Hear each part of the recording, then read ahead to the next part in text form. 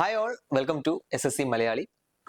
അപ്പോൾ നമ്മളെല്ലാവരും അറിഞ്ഞിട്ടുണ്ടാവും SSCയുടെ പുതിയ വെബ്സൈറ്റ് ലോഞ്ച് ആയിട്ടുണ്ട്. അതിനെ പറ്റി ഒരു വീഡിയോ നമ്മൾ നേരത്തെ ചെയ്തിട്ടുണ്ടായിരുന്നു. അപ്പോൾ അതിൻ്റെ ആ ഒരു റൈറ്റിംഗിൽ അവർ പ്രത്യേകം പറഞ്ഞിട്ടുണ്ടായിരുന്നു, പഴയ വെബ്സൈറ്റിൽ വൺ ടൈം രജിസ്ട്രേഷൻ ചെയ്തവരും ഇനി പുതുതായിട്ട് ചെയ്യാൻ പോകുന്ന എല്ലാവരും ഇനി മുതൽ എല്ലാ എക്സാമിനും അപ്ലൈ ചെയ്യേണ്ടത് SSCയുടെ പുതിയ വെബ്സൈറ്റ് വഴിയാണ്. അതായത് ssc.gov.in എന്ന് പറഞ്ഞ പുതിയ വെബ്സൈറ്റ് വഴിയാണ് ഇനി എല്ലാ രജിസ്ട്രേഷനും കാര്യങ്ങളും എല്ലാം നടക്കേണ്ടത്. അപ്പൊ അന്ന് നമ്മൾ പറഞ്ഞിട്ടുണ്ടായിരുന്നു ഒരു വൺ ടൈം രജിസ്ട്രേഷൻ എങ്ങനെയാണ് ചെയ്യേണ്ടത് എന്നുള്ളൊരു വീഡിയോ നമ്മൾ ചെയ്യുന്നത്. അപ്പോൾ വൺ ടൈം രജിസ്ട്രേഷൻ എന്താന്ന് പറഞ്ഞാൽ നമുക്ക് പല ആൾക്കും അറിയില്ല. SSCയുടെ എല്ലാ എക്സാമിനും അപ്ലൈ ചെയ്യുന്നതിന്റെ മുമ്പ് നിങ്ങൾക്ക് എന്ത് ചെയ്യണം, SSCയുടെ സൈറ്റിൽ ഒരു പ്രൊഫൈൽ നിങ്ങൾ ക്രിയേറ്റ് ചെയ്തിടണം. ആ പ്രൊഫൈൽ പണ്ടൊക്കെ നമുക്ക് ഓർമ്മയുണ്ട്, ഓരോ എക്സാമിനും നമ്മൾ സെപ്പറേറ്റ് ആയിട്ട് സൈറ്റിൽ കയറിയിട്ട് ഇങ്ങനെ ഓരോന്നിനും നമ്മുടെ എല്ലാ ഡീറ്റെയിൽസും കൊടുത്ത് ഫില്ല് ചെയ്യേണ്ട ഒരു ആവശ്യം ഉണ്ടായിരുന്നു. ഇപ്പൊ അതില്ല. നിങ്ങൾ ഒരു വൺ ടൈം ഒരു പ്രൊഫൈൽ ക്രിയേറ്റ് ചെയ്തിടുക. പിന്നെ പുതിയ എക്സാം വരുന്നതിനനുസരിച്ച് നിങ്ങൾ ആ എക്സാമിന് മാത്രം സെപ്പറേറ്റ് നിങ്ങളുടെ പ്രൊഫൈലിൽ കയറിയിട്ട് അപ്ലൈ ചെയ്താൽ മതി. നമ്മുടെ കേരള PSC എല്ലാം അങ്ങനെ തന്നെയാണ്. അതുപോലെ തന്നെയാണ് SSC ഉള്ളത് കേട്ടോ. അപ്പോൾ പഴയ വെബ്സൈറ്റ് ഇതുപോലെ തന്നെ ആയിരുന്നു. പക്ഷേ വെബ്സൈറ്റ് ഇപ്പോൾ മാറ്റിയാണ്ട് പഴയ ssc.nic.in എന്ന വെബ്സൈറ്റ് മാറ്റിയിട്ട് പുതിയ gov.in എന്ന് പറഞ്ഞ വെബ്സൈറ്റ് മാറ്റിയിട്ടുണ്ട്. അപ്പോൾ അതിലാണ് ഇനി ഞാൻ ഒരു കാര്യം കൂടി പ്രത്യേകം ശ്രദ്ധിച്ച് പറയാം. പഴയ വെബ്സൈറ്റിൽ ഞാൻ വൺ ടൈം രജിസ്ട്രേഷൻ ചെയ്തിരുന്നു എന്ന് പറഞ്ഞിട്ട് ആരും ഇരിക്കരുത്. പുതിയ വെബ്സൈറ്റിൽ വൺ ടൈം രജിസ്ട്രേഷൻ എന്തായാലും ചെയ്യണമെന്ന് SSC പറഞ്ഞിട്ടുണ്ട്. അപ്പോൾ ഇന്ന് ഈ വീഡിയോയിൽ നമ്മൾ എങ്ങനെയാണ് വൺ ടൈം രജിസ്ട്രേഷൻ ചെയ്യേണ്ടതെന്നുള്ള ജസ്റ്റ് ഒന്ന് ലൈവായിട്ട് ഇതിൽ നിന്ന് എന്ത് ചെയ്യാം, ഓരോ പേജുകളും കാര്യങ്ങളും എടുത്തിട്ട് നമ്മൾ കാണിച്ചു തരാൻ പോവാണ് കേട്ടോ. അപ്പോൾ ആദ്യം നമ്മൾ ചെയ്യേണ്ടത് നമ്മുടെ ക്രോമോ ഏതാ വെബ് ബ്രൗസർ ഏതാന്ന് വെച്ചാൽ അവിടെ പോയിട്ട് ssc.gov.in എന്ന് അടിക്കുമ്പോൾ SSCയുടെ ഈ ഒരു വെബ്സൈറ്റിലോട്ടാണ് കയറുക കേട്ടോ. ഇതാണ് SSCയുടെ വെബ്സൈറ്റിന്റെ ഇന്റർഫേസ് എന്ന് പറഞ്ഞാൽ. ഇവിടെ എന്താ പറയുക, നമ്മൾ നോട്ടിഫിക്കേഷൻ കാര്യങ്ങളൊക്കെ ഉണ്ടാവും. അപ്പോൾ നമ്മൾ ലോഗിൻ ചെയ്യാനോ അല്ലെങ്കിൽ രജിസ്റ്റർ ചെയ്യാനുള്ള ആളുകളാണെങ്കിൽ ആദ്യം ക്ലിക്ക് ചെയ്യേണ്ടത് ഈ കാണുന്നത് ലോഗിൻ ഓർ രജിസ്റ്റർ എന്ന് പറഞ്ഞ ഓപ്ഷനിലാണ്. അപ്പോൾ അവിടെ ക്ലിക്ക് ചെയ്യുമ്പോൾ നമ്മൾ ചെല്ലുന്നത് ഇങ്ങനെ ഒരു ഇന്റർഫേസിലേക്കായിരിക്കും കേട്ടോ. ഇങ്ങനെ ഒരു പോപ്പപ്പ് ആണ് വരിക. ഇവിടെ നമുക്ക് ഓൾറെഡി നമ്മൾ രജിസ്റ്റർ ചെയ്ത ആളുകളാണെങ്കിൽ നമുക്കിവിടെ നമ്മുടെ ക്രെഡൻഷ്യൽസ് എല്ലാം യൂസർ നെയിമും പാസ്വേഡ് അടിച്ചിട്ട് നമുക്ക് ലോഗിൻ ചെയ്യാം. അതല്ല ഇനി പുതുതായിട്ട് രജിസ്റ്റർ ചെയ്യാൻ പോകുന്ന ഒരാളാണെങ്കിൽ നിങ്ങൾ ചെയ്യേണ്ടത് ഇവിടെ കാണുന്ന രജിസ്റ്റർ നൗ എന്ന് പറഞ്ഞ ഒരു ഓപ്ഷൻ ഉണ്ട്. അതിൽ ക്ലിക്ക് ചെയ്യാണ് വേണ്ടത് കേട്ടോ. ഓക്കെ. അതുപോലെ തന്നെ ഒരു കാര്യം കൂടെ ഞാൻ പറഞ്ഞുതരാം. നിങ്ങൾ രജിസ്റ്റർ ചെയ്യാൻ ലൈവായിട്ട് ചെയ്യാൻ പോകുന്ന ഒരാളാണെങ്കിൽ അതിന് മുമ്പ് നിങ്ങൾ ചെയ്തു വെക്കേണ്ടത് ഒരു കാര്യം എന്ന് പറഞ്ഞാൽ നിങ്ങൾ നിങ്ങളുടെ മൊബൈൽ നിങ്ങൾ യൂസ് ചെയ്യുന്ന personal number, mobile, email ID ഇത് രണ്ടും അടുത്ത് വെച്ചിട്ട് വേണം ഇത് ചെയ്യാൻ തുടങ്ങാൻ കേട്ടോ. കാരണം ഇവിടെ OTP കാര്യങ്ങളെല്ലാം വരുന്നുണ്ട്. അപ്പോൾ അത് ആദ്യം അടുത്ത് വെച്ചിട്ട് വേണം സ്റ്റാർട്ട് ചെയ്യാൻ. ഇപ്പൊ മെയിൻ ആയിട്ട് നമ്മൾ വൺ ടൈം രജിസ്ട്രേഷൻ ചെയ്യണമെങ്കിൽ മെയിൻ ആയിട്ട് 4 പ്രോസസ്സാണ്. ഒന്ന് പേഴ്സണൽ ഡീറ്റെയിൽസ് കൊടുക്കണം, പിന്നെ പാസ്വേഡ് ക്രിയേഷൻ, പിന്നെ അഡീഷണൽ ഡീറ്റെയിൽസ്, പിന്നെ ഡിക്ലറേഷൻ. ഈ 4 പ്രോസസ്സ് കഴിഞ്ഞാൽ നിങ്ങളുടെ വൺ ടൈം രജിസ്ട്രേഷൻ കഴിഞ്ഞു കേട്ടോ. അപ്പോൾ അതെങ്ങനെയാ ചെയ്യാന്നുള്ളത് നമുക്ക് നോക്കാം. അപ്പോൾ ആദ്യം നിങ്ങൾ ചെയ്യേണ്ടത് എന്താണ്? ഓക്കെ, ഒരു കാര്യം കൂടെ പറഞ്ഞുതരാം. Candidates must be very cautious while filling up one time registration details. അതായത് നിങ്ങൾ ഓരോ പ്രോസസ്സ് ചെയ്യുമ്പോഴും ഓരോ ഡീറ്റെയിൽസ് കൊടുക്കുമ്പോഴും വളരെ ശ്രദ്ധിച്ച് വേണം കൊടുക്കാൻ. വളരെ കൂളായിട്ട് ഇതൊന്ന് എന്താ പറയുക അത്ര ശ്രദ്ധിക്കേണ്ട കാര്യമില്ല എന്നൊക്കെ പറഞ്ഞ് ഫില്ല് ചെയ്തിട്ട് ലാസ്റ്റ് ഡോക്യുമെന്റ് വെരിഫിക്കേഷൻ സമയത്ത് കിടന്ന് നിലവിളിക്കുന്ന ആളുകൾ നമ്മൾ കണ്ടിട്ടുണ്ട്. സാർ എന്റെ പേരിൽ മാറ്റമുണ്ട്, എന്റെ 10ാം ക്ലാസ്സിൽ നമ്പർ മാറിപ്പോയി, അങ്ങനെയൊക്കെ പറഞ്ഞിട്ട് ഒരുപാട് പേര് പ്രശ്നമാക്കാറുണ്ട്. അപ്പൊ അതിന് നിൽക്കരുത്. നിങ്ങൾ ഓരോ സ്റ്റെപ്പിൽ ചെല്ലുമ്പോഴും എന്ത് വേണം, വളരെ ശ്രദ്ധിച്ചിട്ട് വേണം ഓരോ സ്റ്റെപ്പും ഫില്ല് ചെയ്യാൻ കേട്ടോ. ഇവിടെ പ്രത്യേകം പറയുന്നുണ്ട്, your candidature may get cancelled in case incorrect or wrong information. നിങ്ങൾ കൊടുത്ത ഇൻഫർമേഷൻ റോങ്ങോ ഇൻകറക്റ്റോ ആണെങ്കിൽ നിങ്ങളുടെ കാൻഡിഡേറ്റർ വരെ ക്യാൻസൽ ചെയ്യാൻ സാധ്യതയുണ്ട്. നിങ്ങൾ ലാസ്റ്റ് എക്സാം ഒക്കെ എഴുതി വലിയ ജോലിയൊക്കെ പ്രതീക്ഷിച്ച് ചെല്ലുമ്പോൾ അവിടെ ചെല്ലുമ്പോൾ നിങ്ങളുടെ ഡീറ്റെയിൽസ് എല്ലാം ഇൻകറക്റ്റ് ആയിരിക്കും, നിങ്ങൾക്ക് ജോലി കിട്ടില്ല എന്ന് പറയുന്ന ഒരു അവസ്ഥ ഉണ്ടാക്കരുത്. ഓരോ സ്റ്റെപ്പും എന്തായിരിക്കണം, വളരെ കെയർഫുൾ ആയിട്ട് വേണം മുന്നോട്ട് പോകാൻ കേട്ടോ. ചെറിയൊരു 10 മിനിറ്റ് 5 മിനിറ്റ് നേരത്തെ കാര്യമുള്ളൂ, അത് നിങ്ങളൊന്ന് ശ്രദ്ധിച്ച് ചെയ്യാം. ഓക്കെ. പിന്നെ ലാസ്റ്റ് തീർന്ന് നിലവിളിക്കേണ്ട ഒരു അവസ്ഥ വരരുത്. അപ്പൊ ഇവിടെ നിങ്ങൾ ഈ ഒരു സ്റ്റേജിൽ കയറിയാൽ ആദ്യം ചെയ്യേണ്ടത് കണ്ടിന്യൂ എന്ന് പറഞ്ഞ ഈ ഒരു ഓപ്ഷൻ ക്ലിക്ക് ചെയ്താൽ നിങ്ങൾ ചെല്ലുന്നത് ഇതായിരിക്കും. ഈ ഒരു ഇന്റർഫേസിലോട്ടാണ് വരിക. ഞാൻ പറഞ്ഞല്ലോ 4 സ്റ്റെപ്പാണുള്ളത്. അപ്പോൾ ഓരോ സ്റ്റെപ്പുടെ സൈഡിൽ നമുക്ക് കാണാൻ പറ്റും. ഫസ്റ്റ് എന്ന് പറഞ്ഞാൽ പേഴ്സണൽ ഡീറ്റെയിൽസ് ആണ്. പേഴ്സണൽ ഡീറ്റെയിൽസ് ആദ്യം തന്നെ കൊടുക്കേണ്ടത് ആധാർ നമ്പർ. നിങ്ങൾക്ക് ആധാർ കാർഡ് ഉണ്ടെങ്കിൽ യെസ് എന്ന് കൊടുക്കുക. എന്നിട്ട് ഈ കാണുന്ന 2 കോളത്തിൽ നിങ്ങളുടെ ആധാർ കാർഡ് ഫില്ല് ചെയ്യുക കേട്ടോ. പിന്നെ അതിന് താഴെ വരുന്ന ടൈപ്പ് ഓഫ് ഐഡന്റിഫിക്കേഷൻ കാർഡ്. അതായത് നിങ്ങൾ ആധാർ കാർഡ് കൊടുത്തു കഴിഞ്ഞാൽ പിന്നെ ഇവിടെ ഫില്ല് ചെയ്യേണ്ട ആവശ്യമില്ല. നിങ്ങൾക്ക് ആധാർ കാർഡ് ഇല്ലെങ്കിൽ ഈ ടൈപ്പ് ഓഫ് ഐഡന്റിഫിക്കേഷൻ കാർഡിൽ ഡ്രൈവിംഗ് ലൈസൻസ്, പാൻ കാർഡ്, അങ്ങനെ കുറച്ച് നമ്മുടെ ID കാർഡുകളുണ്ട്. അതിൽ ഏതെങ്കിലും ഒന്ന് കൊടുക്കുക, ഫില്ല് ചെയ്യുക. പക്ഷെ ആധാർ കാർഡ് കൊടുത്തു കഴിഞ്ഞാൽ പിന്നെ അത് ഫില്ല് ചെയ്യേണ്ട ആവശ്യമില്ല കേട്ടോ. പിന്നെ name as per matriculation certificate. അതായത് നമ്മുടെ 10ാം ക്ലാസ് സർട്ടിഫിക്കറ്റ് ബേസ് ചെയ്തിട്ട് 10ാം ക്ലാസ് സർട്ടിഫിക്കറ്റ് എങ്ങനെയാണോ നിങ്ങളുടെ പേര് അതുപോലെ വേണം ഇതിൽ ഫില്ല് ചെയ്യാൻ കേട്ടോ. അല്ല നിങ്ങളുടെ വേറെ ഏതെങ്കിലും ID എങ്ങനെയാണ് മറ്റേത് ഇങ്ങനെയാണെന്നും പറയരുത്. 10ാം ക്ലാസ് സർട്ടിഫിക്കറ്റിൽ എങ്ങനെയാണോ നിങ്ങളുടെ പേര് അത് വേണം ഇവിടെ കൊടുക്കാൻ. ഇതാ കാൻഡിഡേറ്റ് നെയിം. പിന്നെ പ്രത്യേകം ശ്രദ്ധിക്കുക, പേര് കൊടുക്കുമ്പോൾ Shrimati, Mr, Mrs, doctor, professor അങ്ങനെയൊന്നും കൊടുക്കാൻ നിൽക്കരുത്. നിങ്ങളുടെ പേര് എന്താണോ 10ാം ക്ലാസ്സിൽ ഉള്ളത് അതുപോലെ കൊടുത്താൽ മതി. ഇവിടെയും കൊടുക്കുക, ഇവിടെയും കൊടുക്കുക. എല്ലാം നിങ്ങൾ 2 പ്രാവശ്യം വേണം ഫില്ല് ചെയ്യാൻ. അത് ഒരു ഡബിൾ വെരിഫിക്കേഷന് വേണ്ടിയിട്ട് കൊണ്ടുവന്നതാണ് കേട്ടോ. പിന്നെ ഇനി നിങ്ങൾ 10ാം ക്ലാസ് കഴിഞ്ഞതിന് ശേഷം നിങ്ങളുടെ പേര് എപ്പോഴെങ്കിലും ചേഞ്ച് ചെയ്തിട്ടുണ്ടെങ്കിൽ എന്ത് ചെയ്യുക, നിങ്ങൾ ഇവിടെ S കൊടുക്കുക, എന്നിട്ട് പുതിയ പേര് കൊടുക്കുക കേട്ടോ. അല്ല ഞാൻ എന്റെ പേര് ഇപ്പൊ വേറെയാണെന്ന് പറഞ്ഞിട്ട് മേലെ പേര് വേറെ കൊടുക്കരുത്. നിങ്ങളുടെ 10ാം ക്ലാസ് സർട്ടിഫിക്കറ്റിലുള്ള പേരാണ് മുകളിൽ കൊടുക്കേണ്ടത്. ചേഞ്ച് ചെയ്തിട്ടുണ്ടെങ്കിൽ മാത്രം, ഇല്ലെങ്കിൽ നോന്ന് കൊടുത്താൽ മതി. ഓക്കെ. പിന്നെ ജെൻഡർ, മെയിൽ ആണോ ഫീമെയിൽ ആണോ എന്നുള്ള ജെൻഡർ കൊടുക്കുക. പിന്നെ ഡേറ്റ് ഓഫ് ബർത്ത് കൊടുക്കുമ്പോൾ പ്രത്യേകം ശ്രദ്ധിക്കുക. ഇവിടെ DDMMYY എങ്ങനെയാണ് കൊടുത്തിട്ടുള്ളത്, ചിലപ്പോൾ അത് ക്ലിക്ക് ചെയ്യുന്ന സമയത്ത് വേറെ ഫോർമാറ്റിൽ MMDD എന്നൊക്കെ വരുന്നുണ്ട്. അപ്പൊ അത് ഒഴിവാക്കാൻ വേണ്ടി നിങ്ങൾ കാര്യം ചെയ്താൽ മതി. ഇവിടെ റൈറ്റ് സൈഡിൽ ഒരു കലണ്ടർ വരുന്നത് ക്ലിക്ക് ചെയ്യുമ്പോൾ ആ കലണ്ടർ എടുത്തിട്ട് കറക്റ്റ് എന്ത് ചെയ്യുക, നിങ്ങളുടെ ഡേറ്റ് ഓഫ് ബർത്ത് ഫില്ല് ചെയ്യുക. ഇപ്പോൾ 90 അല്ലെങ്കിൽ 95 2000 ഒക്കെ ആണെങ്കിൽ ഈ കലണ്ടർ എടുത്തിട്ട് അതിൽ മാസം ഡേറ്റും എടുക്കുക. ഇവിടെ ടൈപ്പ് ചെയ്യുന്നതിന് പകരം ആ കലണ്ടറിൽ ഫില്ല് ചെയ്യുക. അതാണ് ഏറ്റവും സേഫ് കേട്ടോ. അതുപോലെ തന്നെ 2 പ്രാവശ്യം ചെയ്യുക, ഇവിടെ ഫില്ല് ചെയ്യുക. പിന്നെ ഫാദർ നെയിം, ഇതും പ്രത്യേകം ശ്രദ്ധിക്കുക. ഫാദർ നെയിം എല്ലാ ഡീറ്റെയിൽസ് നിങ്ങൾ കൊടുക്കുമ്പോൾ 10ാം ക്ലാസ് സർട്ടിഫിക്കറ്റിൽ എങ്ങനെയാണോ അതുപോലെ വേണം കൊടുക്കുക. നിങ്ങളുടെ പേര് മാത്രമല്ല ഫാദറിന്റെ നെയിം. ഇപ്പൊ ഫാദറിന്റെ ആധാർ കാർഡിൽ അല്ലെങ്കിൽ ഫാദറിന്റെ വോട്ടർ ഐ ഡിയിൽ വേറെ നെയിമാണ്, അപ്പൊ അത് കൊടുക്കാൻ വിചാരിച്ചത് നിങ്ങളുടെ 10ാം ക്ലാസ് സർട്ടിഫിക്കറ്റിൽ എങ്ങനെയാണോ ഫാദറിന്റെയും മദറിന്റെയും നെയിം ഉള്ളത് അത് വേണം ഇവിടെ കൊടുക്കാൻ. ഓക്കെ, ഇവിടെ മിസ്റ്റർ മിസ് എന്താ പറയുക ലേറ്റ് ശ്രീ ഒന്നും കൊടുക്കരുത്. ജസ്റ്റ് എന്ത് ചെയ്യുക, പേര് മാത്രം കൊടുക്കുക. ഫാദർ നെയിം കൊടുക്കുക, മദർ നെയിം കൊടുക്കുക. പിന്നെ മെട്രിക്കുലേഷൻ, 10ാം ക്ലാസ് നിങ്ങൾ ഏത് ബോർഡാണെന്നുള്ളത്. ഇപ്പോൾ കേരള സ്റ്റേറ്റ് ബോർഡ് ആണെങ്കിൽ കേരളം അടിച്ചാൽ തന്നെ വരും, കേരള സ്റ്റേറ്റ് പബ്ലിക് എക്സാമിനേഷൻ പറഞ്ഞിട്ട് വരും. CBSE ആണെങ്കിൽ CBSE വരും, അതുകൂടെ കൊടുക്കുക. എല്ലാം 2 പ്രാവശ്യം കൊടുക്കുക. പിന്നെ റോൾ നമ്പർ, നിങ്ങളുടെ 10ാം ക്ലാസിന്റെ മുകളിൽ ഉണ്ടാവും റോൾ നമ്പർ. ആ റോൾ നമ്പർ അതുപോലെ തന്നെ ഇവിടെ അടിച്ചു കൊടുക്കുക 2 സ്ഥലത്തും. പിന്നെ ഇയർ ഓഫ് പാസിംഗ്, ഏത് വർഷമാണ് നിങ്ങൾ 10ാം ക്ലാസ് കഴിഞ്ഞത് ആ പാസ് കൂടെ കൊടുക്കുക. അതൊക്കെ നിങ്ങളുടെ 10ാം ക്ലാസ് സർട്ടിഫിക്കറ്റിൽ ഉണ്ടാവും കേട്ടോ. അതുപോലെ തന്നെ വളരെ സൂക്ഷിച്ച് ശ്രദ്ധിച്ച് വേണം ഫില്ല് ചെയ്യാൻ, മിസ്റ്റേക്ക് വരുത്തരുത്. പിന്നെ highest level of education qualification, നിങ്ങൾ ഈ ഫോം ഫില്ല് ചെയ്യുന്ന സമയത്ത് നിങ്ങളുടെ ഹയസ്റ്റ് ക്വാളിഫിക്കേഷൻ എന്താണോ അത് വേണം അവിടെ കൊടുക്കാൻ കേട്ടോ. 10ാം ക്ലാസ് സർട്ടിഫിക്കറ്റ് വെച്ചിട്ടാണ് നിങ്ങൾ എല്ലാം കൊടുക്കുന്നത് വെച്ചിട്ട് ഇവിടെ ഹയസ്റ്റ് ക്വാളിഫിക്കേഷൻ വേറെ കൊടുക്കുക. നിങ്ങൾ ഡിഗ്രി ഹോൾഡർ ആണെങ്കിൽ ഡിഗ്രി കൊടുക്കുക, നിങ്ങൾക്ക് PG ഉണ്ടെങ്കിൽ ആ PG കൊടുക്കുക. ഇനി അതല്ല നിങ്ങൾ ഡിഗ്രി കഴിഞ്ഞിട്ടില്ല +2 കഴിഞ്ഞിട്ടുള്ളെങ്കിൽ +2 എന്നുള്ളത് കൊടുക്കുക കേട്ടോ, അത് മറക്കരുത്. പിന്നെയാണ് മെയിൻ സ്റ്റെപ്പ് വരുന്നത്. ഇവിടെ മൊബൈൽ നമ്പറും ഇമെയിൽ ID ഇത് രണ്ടും നമ്മൾ കൊടുത്തിട്ട് ഇവിടെ OTP വന്നിട്ട് വാലിഡേറ്റ് ചെയ്യണം. അപ്പൊ ആദ്യം നിങ്ങൾ എന്ത് ചെയ്യുക, മൊബൈൽ നമ്പർ കൊടുക്കുക. മൊബൈൽ നമ്പർ കൊടുത്താൽ ഇവിടെ ഒരു ഓപ്ഷൻ വരും, ഗെറ്റ് OTP എന്ന് പറഞ്ഞിട്ട്. അപ്പൊ അതിൽ ക്ലിക്ക് ചെയ്യുമ്പോൾ നിങ്ങളുടെ മൊബൈലിലേക്ക് ഒരു OTP വരും. അപ്പൊ ആ OTP ഇവിടെ താഴെ ഒരു കോളം വരും, ആ കോളത്തിൽ എന്ത് ചെയ്യുക, OTP അടിച്ചു കൊടുക്കുക. എന്നിട്ട് ഇവിടെ വാലിഡേറ്റ് പറഞ്ഞിട്ട് ഓപ്ഷൻ ഉണ്ടാവും, അതിൽ ക്ലിക്ക് ചെയ്താൽ നിങ്ങൾ കൊടുത്ത കറക്റ്റ് OTP ആണെങ്കിൽ അത് എന്താ നിങ്ങളുടെ മൊബൈൽ നമ്പർ വാലിഡേറ്റ് ആവും. അതേ സെയിം പ്രോസസ് തന്നെ എവിടെ ചെയ്യാം, മെയിൽ ID യിൽ ചെയ്യാം. നിങ്ങളുടെ പേഴ്സണൽ മെയിൽ ID എന്താണ് അത് ഇവിടെ കൊടുക്കുക, ഗെറ്റ് OTP കൊടുക്കുക. എന്നിട്ട് എന്ത് ചെയ്യുക, മെയിൽ IDക്ക് വരുന്ന OTP എടുത്തിട്ട് ടൈപ്പ് ചെയ്ത് കൊടുക്കുക, വാലിഡേറ്റ് കൊടുക്കുക. പിന്നെ ഞാൻ പറഞ്ഞു പ്രത്യേകം ശ്രദ്ധിക്കണം, ഈ ഒരു 2 നമ്പർ മൊബൈൽ നമ്പറും ഇമെയിൽ ID നിങ്ങളുടെ പേഴ്സണൽ നമ്പർ തന്നെ കൊടുക്കുക. നിങ്ങളുടെ അക്ഷയയിലൊക്കെ വെച്ചിട്ടാണ് ഫില്ല് ചെയ്യുന്നെങ്കിൽ അവരുടെ മെയിൽ ID ഫോൺ നമ്പർ കൊടുക്കാതെ നിങ്ങളുടെ മെയിൽ ID ഫോൺ നമ്പർ തന്നെ കൊടുക്കുക. കാരണം ഭാവിയിലുള്ള എല്ലാ കമ്മ്യൂണിക്കേഷൻ വരുന്നത് എന്തായിരിക്കും, ഈ ഒരു മെയിൽ ID ഈ ഒരു ഫോൺ നമ്പറും വഴിയായിരിക്കും കേട്ടോ. അപ്പൊ നിങ്ങളുടെ പേഴ്സണൽ ആയിട്ടുള്ളതിനെല്ലാം കൊടുക്കുക, ഇവിടെ വാലിഡേറ്റ് ചെയ്യാം. പിന്നെ ഈ ഒരു നമ്പർ നിങ്ങൾ സ്ഥിരമായിട്ട് യൂസ് ചെയ്യുന്ന നമ്പർ, ഇനിയിപ്പോൾ നിങ്ങൾക്ക് അങ്ങനെ നമ്പർ ഒന്നും ഇല്ലെങ്കിൽ നിങ്ങളുടെ ഏറ്റവും അടുത്തുള്ള നിങ്ങളുടെ ഫാദറിന്റെ പേരൻസിന്റെ ഒക്കെ നമ്പർ എടുത്തിട്ട് ഇവിടെ കൊടുക്കുക. ഇനി ഇമെയിൽ ID ഇല്ലാത്തവർ ഒരു പുതിയ ഇമെയിൽ ID ക്രിയേറ്റ് ചെയ്തതിന് വേണ്ടിയിട്ട് കേട്ടോ. അപ്പൊ അതുകൊണ്ട് പ്രത്യേകം ശ്രദ്ധിക്കുക, കാരണം ഇപ്പൊ ഇന്നത്തെ കാലത്ത് എല്ലാ കമ്മ്യൂണിക്കേഷനും നടക്കുന്നത് ഈ ഫോണും ഇമെയിൽ ID വഴിയാണ്. അപ്പൊ ഇതിൽ നമ്മൾ സേവ് ആൻഡ് നെക്സ്റ്റ് കൊടുത്തു കഴിഞ്ഞാൽ പിന്നെ അടുത്ത് വരുന്നത് എന്താണ്, ഓക്കെ, നിങ്ങൾക്ക് നിങ്ങളുടെ രജിസ്ട്രേഷൻ നമ്പർ ഇവിടെ SSC തരും, രജിസ്ട്രേഷൻ നമ്പർ തരും. അപ്പൊ ചെറിയ ഫസ്റ്റത്തെ ഒരു സ്റ്റെപ്പ് കഴിഞ്ഞു. അപ്പൊ ഈ രജിസ്ട്രേഷൻ നമ്പറും പിന്നെ ഒരു 1 ടൈം പാസ്വേഡും നിങ്ങളുടെ മൊബൈലിലോട്ടും ഇമെയിൽ IDയിലോട്ടും SSC ഈ സൈറ്റിൽ നിന്ന് വന്നിട്ടുണ്ടാവും കേട്ടോ. 1 ടൈം പാസ്വേഡും ഒരു രജിസ്ട്രേഷൻ. അപ്പൊ ഈ പാസ്വേഡും രജിസ്ട്രേഷൻ നമ്പർ വെച്ചിട്ട് നിങ്ങൾക്ക് പിന്നെ ലോഗിൻ ചെയ്യാം. ഇനി നിങ്ങൾക്ക് വേണമെങ്കിൽ ഇവിടെ വെച്ചിട്ട് നിർത്താം കേട്ടോ. പിന്നെ പ്രത്യേകം പറയുന്നുണ്ട്, ഇവിടെ വെച്ച് നിർത്തിയതിനു ശേഷമാണ് ഇപ്പൊ നമ്മുടെ പ്രോസസ് 4 പ്രോസസ് ഉണ്ടെന്ന് പറഞ്ഞാൽ ഒരു പ്രോസസ്സേ കംപ്ലീറ്റ് ആയിട്ടുള്ളൂ. അപ്പൊ നിങ്ങൾ എന്ത് ചെയ്യണം, ബാക്കിയുള്ള ഈ ഒരു 4 പ്രോസസ്സും 14 ദിവസത്തിന്റെ ഉള്ളിൽ ഫില്ല് ചെയ്തിട്ടില്ലെങ്കിൽ നിങ്ങളുടെ എന്താ പറയുക, അത് ഓട്ടോമാറ്റിക് ആയിട്ട് ഡിലീറ്റ് ചെയ്യുന്നതാണ് പറയുന്നത്. പക്ഷെ അതിനൊന്നും നിൽക്കണ്ട, ഇതിന്റെ കൂടെ തന്നെ 5 മിനിറ്റിന്റെ കാര്യമുള്ളൂ. ഇത് ചെയ്ത ഉടനെ തന്നെ എന്ത് ചെയ്യാം, ബാക്കിയുള്ള പ്രോസസ്സും കൂടെ ചെയ്യാം. അതെങ്ങനെയാ ചെയ്യാന്നുള്ളത് നമുക്ക് പറയാം. ഓക്കെ, മൊബൈൽ നമ്പറിലേക്കും ഇമെയിൽ IDയിലോട്ടും 1 ടൈം പാസ്വേഡ് സെൻഡ് ചെയ്തിട്ടുണ്ട്. ഈ രജിസ്ട്രേഷൻ കംപ്ലീറ്റ് ചെയ്യാൻ എന്ത് ചെയ്യുക, ഈ കണ്ടിന്യൂൽ ക്ലിക്ക് ചെയ്യുക.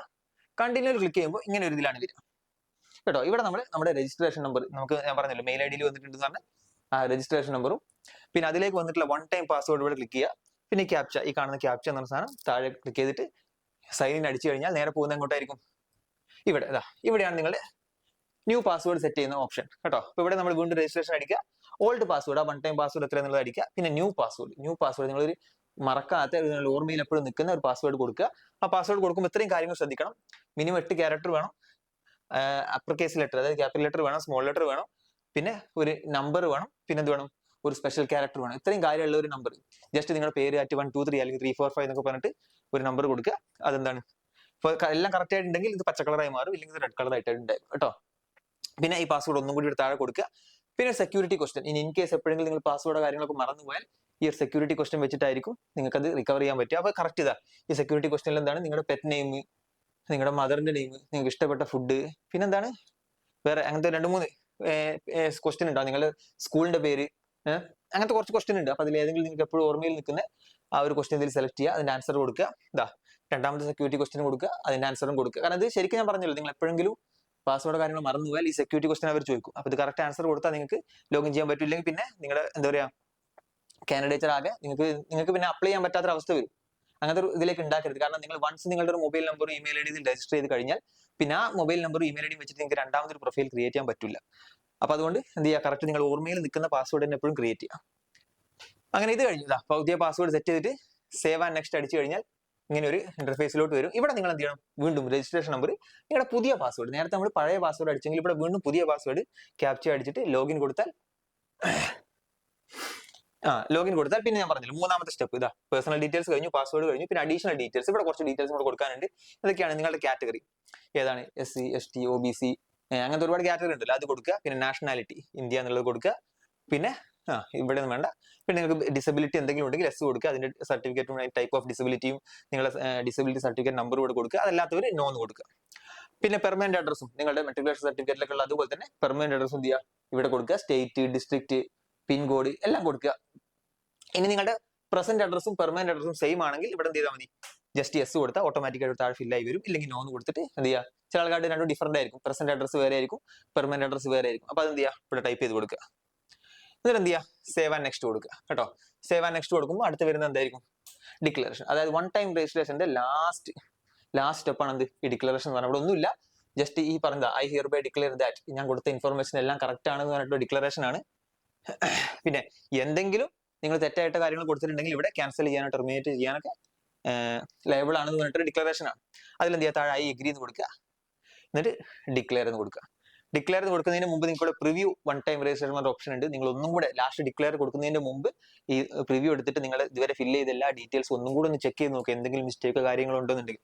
അങ്ങനെ ഉണ്ടെങ്കിൽ ഒന്ന് എഡിറ്റ് ചെയ്യുക, അല്ലെങ്കിൽ എന്ത് ചെയ്യുക, ജസ്റ്റ് നോക്കിയിട്ട് എല്ലാം കറക്റ്റ് ആണെങ്കിൽ ഡിക്ലെയർ കൊടുത്താൽ പിന്നെ നിങ്ങൾ നേരെ എന്ത് ചെയ്യും, നേരെ ഇങ്ങനെ ഒരു സൈറ്റിലേക്ക്, ഇത് നിങ്ങളുടെ ഡാഷ്ബോർഡാണ് കേട്ടോ, SSCയിലെ നിങ്ങളുടെ ഡാഷ്ബോർഡാണ് ഈ കാണുന്നത്.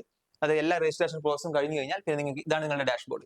ഇതിൽ എന്തൊക്കെ ഉണ്ടാവും, നിങ്ങളുടെ പേര്, father name, email I D, mother name, address, mobile number എല്ലാം അവിടെ മുകളിൽ കാണിക്കും. പിന്നെ ഇതാ ഇമ്പോർട്ടന്റ് ആയിട്ടുള്ള കാര്യം, ഇവിടെ നിങ്ങൾ ലൈവ് എക്സാമിനേഷൻ ഏതെങ്കിലും ഒരു എക്സാം ഇപ്പോൾ വിളിച്ചിട്ടുണ്ടെങ്കിൽ അത് ഇവിടെ കാണും, ലൈവ് എക്സാമിനേഷനിൽ കാണും. ഇപ്പോൾ നമ്മളിപ്പോൾ ഈ വീഡിയോ ചെയ്യുമ്പോൾ വിളിച്ചിട്ടുള്ള എക്സാം എന്ന് പറഞ്ഞാൽ സെലക്ഷൻ പോർഷൻ എക്സാം ആണ്, അതിവിടെ കാണുന്നുണ്ട്. നിങ്ങൾക്ക് ഇവിടെ ജസ്റ്റ് അപ്ലൈ കൊടുത്താൽ മതി കേട്ടോ. പിന്നെ ബാക്കി ഡീറ്റെയിൽസ് ഫില്ല് ചെയ്ത് കൊടുക്കുക, അല്ലാതെ വീണ്ടും ആദ്യം മുതൽ എല്ലാം ചെയ്യേണ്ട ആവശ്യമില്ല.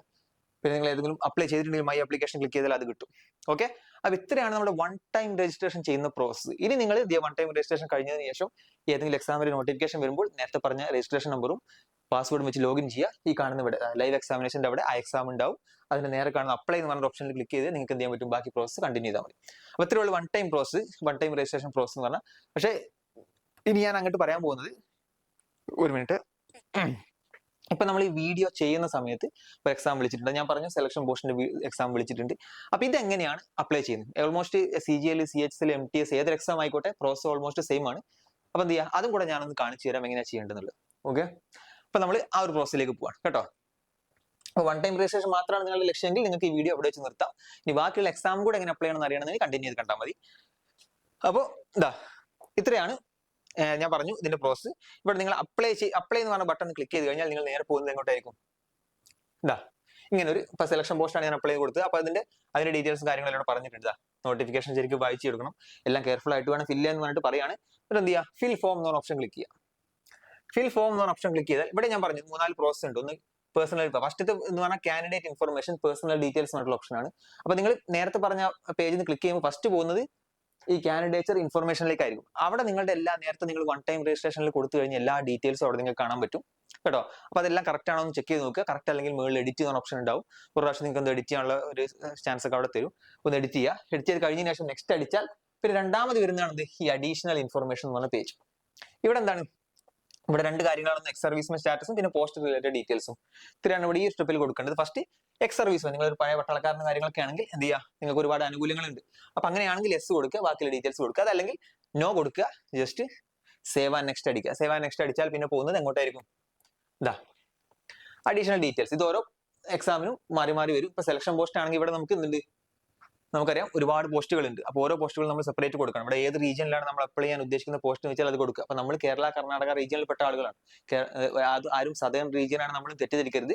നമ്മൾ കേരളം വരുന്നത് കേരള കർണാടക റീജിയൻ, അതായത് KKR റീജിയനിലാണ്. ഓക്കെ, അപ്പൊ അതിൽ അടിച്ചു കഴിഞ്ഞാൽ നമുക്ക് നമ്മളിപ്പോ കേരള കർണാടക റീജിയനിലാന്ന് വിചാരിച്ചിട്ട് നമുക്ക് കേരള കർണാടക റീജിയനിലുള്ള പോസ്റ്റുകൾ മാത്രമേ കൊടുക്കാൻ പറ്റൂ, അങ്ങനെയൊന്നുമില്ല. നമുക്ക് ഇന്ത്യയിൽ ഏത് റീജിയനിലുള്ള പോസ്റ്റ് വേണമെങ്കിലും ഇവിടെ വെച്ചിട്ട് അപ്ലൈ ചെയ്യാൻ പറ്റും കേട്ടോ. ഇതിൽ ഇവിടെ ഈ ഒരു ഓപ്ഷൻ ക്ലിക്ക് ചെയ്താൽ നമുക്ക് പല റീജിയനിലും വരും. അപ്പൊ നമുക്ക് കേരള കർണാടക റീജിയൻ മതിയെങ്കിൽ കേരള കർണാടക റീജിയൻ കൊടുക്കുക. എന്നിട്ട് അതിന്റെ എന്ത് ചെയ്യുക, അത് ക്ലിക്ക് ചെയ്യുമ്പോൾ തന്നെ അതിന്റെ പോസ്റ്റ് കോഡും കാര്യങ്ങളും ഇവിടെ താഴെ വരും. അപ്പൊ നിങ്ങൾ അപ്ലൈ ചെയ്യാൻ ഉദ്ദേശിക്കുന്ന പോസ്റ്റ് ഏതാണോ അതിന്റെ പോസ്റ്റ് കോഡ് ഇവിടെ സെലക്ട് ചെയ്യുമ്പോൾ പോസ്റ്റിന്റെ നെയിമും ലെവൽ ഓഫ് പോസ്റ്റും കാര്യങ്ങളും എല്ലാം വരും കേട്ടോ. അതുപോലെ തന്നെ നിങ്ങളുടെ കാൻഡിഡേറ്റ്സിന്റെ ക്വാളിഫിക്കേഷൻ കൊടുക്കുക, ഗ്രാജുവേഷൻ. ഇപ്പൊ ചില പോസ്റ്റുകൾക്ക് എന്താ അഡീഷണൽ ക്വാളിഫിക്കേഷൻ, ചില എസെൻഷ്യൽ ക്വാളിഫിക്കേഷൻ ഒക്കെ വേണ്ടി വരും. അപ്പൊ ചിലതിന് ഡിഗ്രി മാത്രം മതി. അപ്പൊ ഞാനിവിടെ സെലക്ട് ചെയ്തിട്ടുള്ള ഈ ഒരു KK 10424 എന്ന് പറഞ്ഞ പോസ്റ്റിന് ജസ്റ്റ് ഡിഗ്രി മാത്രം മതി.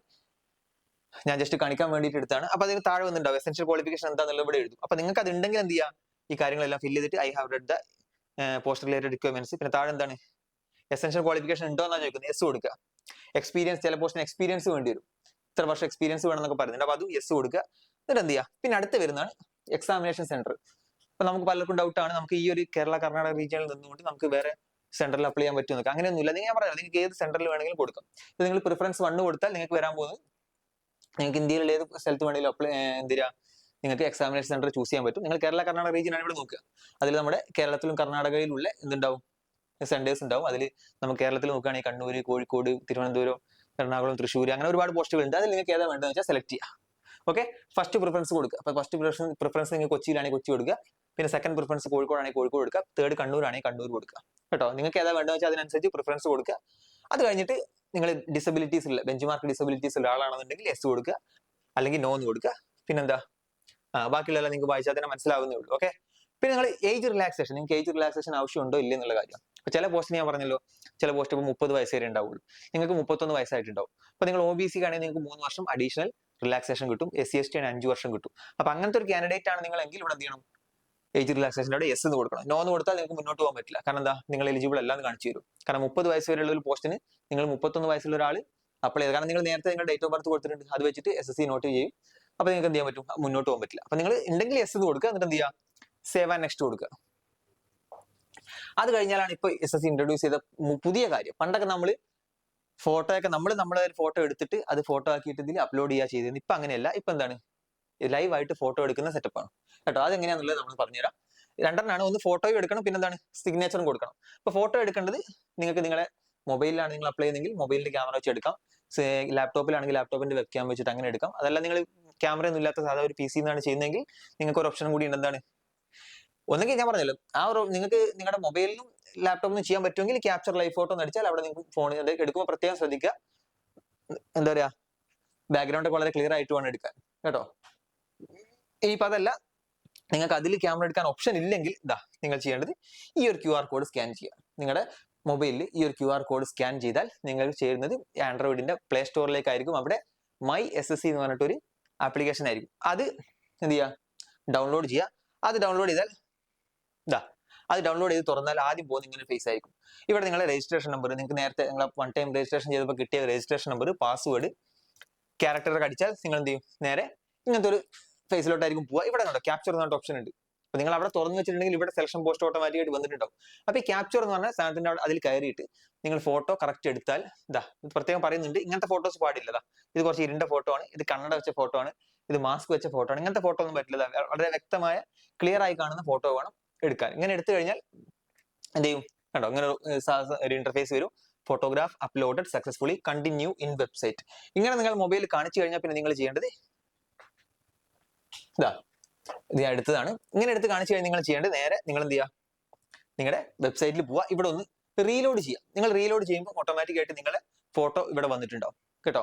ഫോട്ടോ അതിൽ അപ്ലോഡ് ചെയ്തു എന്ന് അതിൽ കാണിച്ചു കഴിഞ്ഞാൽ റീലോഡ് ചെയ്യുമ്പോൾ ഇവിടെ ഫോട്ടോ വന്നിട്ടുണ്ടാവും. അത് കഴിഞ്ഞാൽ പിന്നെ അടുത്ത് വേണ്ടത് നിങ്ങൾ എന്താണ്, സിഗ്നേച്ചർ ആണ്.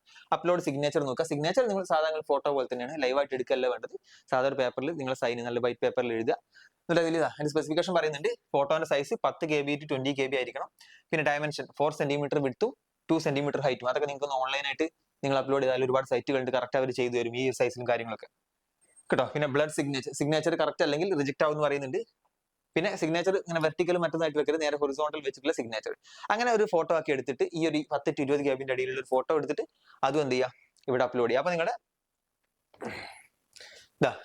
ഇങ്ങനെ ഇവിടെ നിങ്ങളുടെ ഫോട്ടോയും വരും, താഴെ ഇവിടെ നിങ്ങളുടെ സിഗ്നേച്ചറും വരും കേട്ടോ. ഫോട്ടോയും സിഗ്നേച്ചറും അപ്ലോഡ് ആയി ഇവിടെ കാണിക്കും, സിഗ്നേച്ചർ അപ്ലോഡ് സക്സസ്ഫുള്ളി എന്ന് പറഞ്ഞ് കാണിച്ചാൽ നിങ്ങൾ നേരെ എന്ത് ചെയ്യുക, സേവ് ആൻഡ് നെക്സ്റ്റ് കൊടുക്കുക. സേവ് ആൻഡ് നെക്സ്റ്റ് കൊടുത്താൽ പിന്നെ കഴിഞ്ഞു. ലാസ്റ്റ് സ്റ്റെപ്പാണ്. പിന്നെ ആ ലാസ്റ്റ് സ്റ്റെപ്പ് എപ്പോഴും എന്താണ്, ഇവിടെയും ഡിക്ലറേഷൻ ആണ്. ഡിക്ലറേഷൻ എന്ന് പറഞ്ഞാൽ എല്ലാ നോട്ടിഫിക്കേഷൻ ഒക്കെ ഞാൻ വായിച്ചു, ഇതിൽ പറഞ്ഞ എല്ലാ ഡീറ്റെയിൽസും എന്താണ് കറക്റ്റ് ആണെന്നുള്ള ഒരു ഡിക്ലറേഷൻ ആണ് അല്ലെ.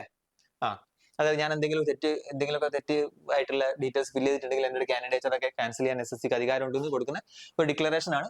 അതിൽ ഞാൻ ഐ അഗ്രി എന്ന് കൊടുക്കുക. ഈ കാണുന്ന ക്യാപ്ച, പണ്ടൊക്കെ എന്ന് പറഞ്ഞാൽ ക്യാപ്ചൊക്കെ വരുമ്പോൾ അത് നമുക്ക് മനസ്സിലാത്ത പോലത്തുള്ള ക്യാപ്ചൊക്കെ ആയിരുന്നു. ഇപ്പോൾ പ്രശ്നമൊന്നുമില്ല, ഡയറക്റ്റ് ആയിട്ട് സിമ്പിൾ ആയിട്ട് ഇവിടെ എഴുതിയിട്ടുണ്ട്. അത് അതുപോലെ ഇവിടെ എഴുതി കൊടുക്കുക. എന്നിട്ട് എന്ത് ചെയ്യുക, ഐ അഗ്രി കൊടുക്കുക, സേവ് ആൻഡ് നെക്സ്റ്റ് കൊടുക്കുക. സേവ് ആൻഡ് നെക്സ്റ്റ് കൊടുത്തു കഴിഞ്ഞാൽ കഴിഞ്ഞു. ഇങ്ങനത്തെ ഒരു വിൻഡോയിലേക്കാരും വരിക. Application submitted, contents not verified, payment pending. അതായത് നിങ്ങളുടെ ആപ്ലിക്കേഷൻ സബ്മിറ്റ് ആയി. അതിന്റെ അർത്ഥം നിങ്ങൾക്ക് ഇനി പരീക്ഷ പോയി എഴുതാന്നല്ല. ആപ്ലിക്കേഷൻ സബ്മിറ്റ് ആയി. ഇനി നിങ്ങളുടെ ആപ്ലിക്കേഷൻ എന്ത് ചെയ്യും, SSC വെരിഫൈ ചെയ്യും. കാരണം നിങ്ങൾ എന്തെങ്കിലും കൊടുത്ത ഡീറ്റെയിൽസ് കറക്റ്റ് ഉണ്ടോ, അല്ലെങ്കിൽ നിങ്ങളുടെ ഫോട്ടോ കറക്റ്റ് ആണോ, സിഗ്നേച്ചർ കറക്റ്റ് ആണോ എന്നൊക്കെ SSC വെരിഫൈ ചെയ്തിട്ട് നിങ്ങളുടെ എക്സാമിന്റെ ഒരു 1 to 3 വീക്സ് മുമ്പാന്ന് എനിക്ക് തോന്നുന്നു നിങ്ങളുടെ എന്താ പറയുക, നിങ്ങളുടെ എക്സാമിനേഷൻ സ്റ്റാറ്റസ് നിങ്ങൾക്ക് നിങ്ങളുടെ ഈ സൈറ്റിൽ കയറി കാണാൻ പറ്റും. അപ്പൊ അതിൽ നിങ്ങൾക്ക് നോക്കുമ്പോൾ നിങ്ങൾക്ക് മനസ്സിലാവും നിങ്ങളുടെ ആപ്ലിക്കേഷൻ അക്സെപ്റ്റ് ആയിട്ടുണ്ടോ, റിജക്ട് ആയിട്ടുണ്ടോ. റിജക്ട് ആയിട്ടുണ്ടെങ്കിൽ എന്താ അതിന്റെ കാരണം എന്നൊക്കെ നിങ്ങൾക്ക് അതിൽ അറിയാൻ പറ്റും. ഇത് ജസ്റ്റ് എന്താണ്, നിങ്ങളുടെ ആപ്ലിക്കേഷൻ സബ്മിറ്റ് ചെയ്തെന്നുള്ളൂ. പിന്നെ ഒരു പ്രോസസ്സും കൂടെ ബാക്കിയുണ്ട്. എന്താണ്, പേയ്മെന്റ് ബെൻ അല്ലെ, പേയ്മെന്റ് ഓപ്ഷൻ. അതായത് നമുക്കറിയാം SSCയുടെ ഓരോ എക്സാമിനും നമ്മൾ അപ്ലൈ ചെയ്യുമ്പോഴും 100 രൂപ കൊടുക്കണം. അത് ഗേൾസിനാണെങ്കിൽ ഫ്രീ ആണ്. ബോയ്സിന് ജനറലൊക്കെ ആണെങ്കിൽ അവർക്ക് എന്താണ്, ജനറൽ അല്ല OBC എല്ലാവർക്കും എന്താണ് 100 രൂപ കൊടുക്കണം. ഇവിടെ സെലക്ഷൻ പോസ്റ്റ് ആണെങ്കിൽ നിങ്ങൾ എത്ര പോസ്റ്റ് അപ്ലൈ ഉണ്ടോ ആ ഓരോ പോസ്റ്റിനും നിങ്ങൾ 100 രൂപ കൊടുക്കണം. അപ്പൊ നിങ്ങൾക്ക് എന്താണ്, ഇവിടെ പേയ്മെന്റ് പെൻഡിങ് ആണ്. അപ്പൊ അതുകൊണ്ട് എന്ത് ചെയ്യുക, ഇനിയിപ്പോ മേക്ക് പേയ്മെന്റ് എന്ന ഓപ്ഷനിൽ ക്ലിക്ക് ചെയ്താൽ നേരെ കയറുന്ന എവിടെയായിരിക്കും, ഇതാ ഇങ്ങനെ ഇന്റർഫേസിലാണ്, SBI ഇന്റർഫേസിലാണ് വരിക. ഇവിടെ നിങ്ങൾക്ക് നെറ്റ് ബാങ്കിങ് ഉണ്ട്, ക്രെഡിറ്റ് കാർഡ്, ഡെബിറ്റ് കാർഡ്, അങ്ങനെ ഒരുപാട് ഫെസിലിറ്റി ഉണ്ട്. അപ്പൊ നമ്മൾ സ്ഥിരമായിട്ട് യൂസ് ചെയ്യുന്ന നമ്മുടെ UPI ഉണ്ട്. അപ്പൊ മെയിൻ ആയിട്ട് നമ്മളിപ്പോൾ എല്ലായിടത്തും UPI ഉണ്ടാവും. അപ്പൊ UPI എടുത്ത് കയറിയാൽ നിങ്ങൾക്ക് അതിൽ QR കോഡ് UPI ID വെച്ചിട്ട് നിങ്ങൾക്ക് പേയ്മെന്റ് ചെയ്യാം. ഇതോടുകൂടി എന്ത് ചെയ്തു, നമ്മുടെ SSC എക്സാമിനേഷൻ അപ്ലൈ ചെയ്യുന്ന പ്രോസസ്സ് കഴിഞ്ഞു. ഇത്രയേ ഉള്ളൂ. ഫസ്റ്റ് 1 ടൈം രജിസ്ട്രേഷൻ ചെയ്യുക. 1 ടൈം രജിസ്ട്രേഷൻ ചെയ്ത് കഴിഞ്ഞതിന് ശേഷം നിങ്ങൾ നമ്മുടെ എന്താ പറയുക, നമ്മുടെ രജിസ്ട്രേഷൻ ID എല്ലാ കാര്യങ്ങളും വെച്ചിട്ട് ലോഗിൻ ചെയ്യുക. ലോഗിൻ ചെയ്ത് കഴിഞ്ഞാൽ പിന്നെ നിങ്ങൾക്ക് അതിൽ ലൈവ് എക്സാമിന്റെ അവിടെ കാണാൻ പറ്റും. ഇപ്പൊ CGL ഒക്കെ അല്ലെങ്കിൽ അടുത്ത മാസം നമ്മൾ CHSL വിളിക്കും. CHSL വിളിക്കുമ്പോൾ നിങ്ങൾ കയറിയാൽ ഓട്ടോമാറ്റിക്കായിട്ട് ആ ലൈവ് എക്സാമിന്റെ അവിടെ നിങ്ങൾക്ക് കാണാൻ പറ്റും. CHSL ജസ്റ്റ് അവിടെ അപ്ലൈ എന്ന് കൊടുത്തിട്ട് ഇതേ പ്രോസസ് കണ്ടിന്യൂ ചെയ്താൽ മതി കേട്ടോ. ഇനി ഏതൊരു എക്സാം ആണെങ്കിലും ഈ രണ്ടാമത് പറഞ്ഞ ഒരു പ്രോസസ് മാത്രം ചെയ്താൽ മതിയാവും. ആദ്യം പറഞ്ഞ 1 ടൈം രജിസ്ട്രേഷനിൽ കൊടുത്ത ഡീറ്റെയിൽസ് ഒന്നും നിങ്ങൾ വീണ്ടും ഫില്ല് ചെയ്തുകൊണ്ടിരിക്കേണ്ട. ഇതാണ് ഇതിന്റെ ഒരു ഗുണം എന്ന് പറഞ്ഞത് കേട്ടോ. ഓക്കെ, അപ്പൊ ഇത്ര ഉള്ളൂ. ഈ ഒരു വീഡിയോ നിങ്ങൾക്ക് ഉപകാരപ്പെട്ടിട്ടുണ്ടെന്ന് വിചാരിക്കുന്നു. എല്ലാവരും തെറ്റുകൾ ഞാൻ ആദ്യം പറഞ്ഞ കാര്യം ഒന്നും കൂടെ റിപ്പീറ്റ് ചെയ്ത് പറയാണ്, കെയർഫുൾ ആയിട്ട്, വളരെ കാരണം ഒരുപാട് പേര് നമ്മൾ നേരിട്ട് കാണുന്നതാണ് ഇത്. വളരെ കെയർഫുൾ അല്ലാതെ ഇതുപോലെ ഡീറ്റെയിൽസ് ഒക്കെ ഫില്ല് ചെയ്ത് കഴിഞ്ഞ് ലാസ്റ്റ് എക്സാം അടുപ്പിച്ച് അല്ലെങ്കിൽ ഡോക്യുമെന്റ് വെരിഫിക്കേഷൻ സമയത്ത് എന്റെ ഡീറ്റെയിൽസ് അങ്ങനെ മാറിപ്പോയി, ഇങ്ങനെ മാറിപ്പോയി, അത് പ്രശ്നമുണ്ടോ ഇല്ല എന്ന് പറയുന്ന ഒരുപാട് ആൾക്കാരുണ്ട്. അപ്പൊ അതിന് ഇടവരുത്താതെ ഫില്ല് ചെയ്യുമ്പോൾ ഒരു 10 മിനിറ്റ് നേരത്തെ കാര്യമുള്ളൂ. എന്ത് ചെയ്യാം, വളരെ കെയർഫുൾ ആയിട്ട് വളരെ നന്നായിട്ട് നമുക്ക് നമ്മൾ ഡീറ്റെയിൽസ് കൊടുക്കുമ്പോൾ നമ്മളെ മെട്രിക്കുലേഷൻ സർട്ടിഫിക്കറ്റ്, അതായത് 10ാം ക്ലാസ് സർട്ടിഫിക്കറ്റിൽ അതേ ഡാറ്റ തന്നെ എന്ത് ചെയ്യാം, അതുപോലെ ഫില്ല് ചെയ്യാൻ നോക്കുക. ഒരു തെറ്റും അതിൽ വരുത്താതെ ഒരു 2-3 പ്രാവശ്യം നോക്കുക, ഒരു പ്രശ്നമില്ലല്ലോ കേട്ടോ.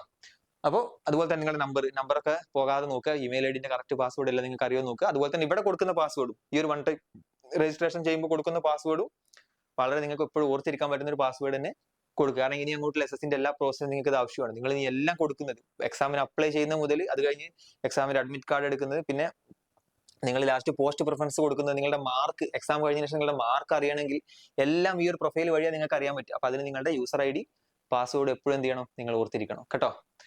അപ്പൊ ഇത്രയേ ഉള്ളൂ ഇതിൽ പറയാൻ. നിങ്ങൾക്ക് എല്ലാവർക്കും ഉപകാരപ്പെട്ടെന്ന് വിചാരിക്കുന്നു. നിങ്ങളുടെ ഫ്രണ്ട്സ് ആരെങ്കിലും ഒക്കെ ഇതുപോലെ അപ്ലൈ ചെയ്യാൻ ബുദ്ധിമുട്ട് നിൽക്കുന്നില്ല, അവർക്ക് ഈ വീഡിയോ അയച്ചു കൊടുക്കുക. പിന്നെ SSC Malayali YouTube channel subscribe ചെയ്യുക. വേറെ എന്താ മെയിൻ ആയിട്ടൊന്നും പറയുന്നില്ല. എന്ത് ചെയ്യാം, താങ്ക് യു.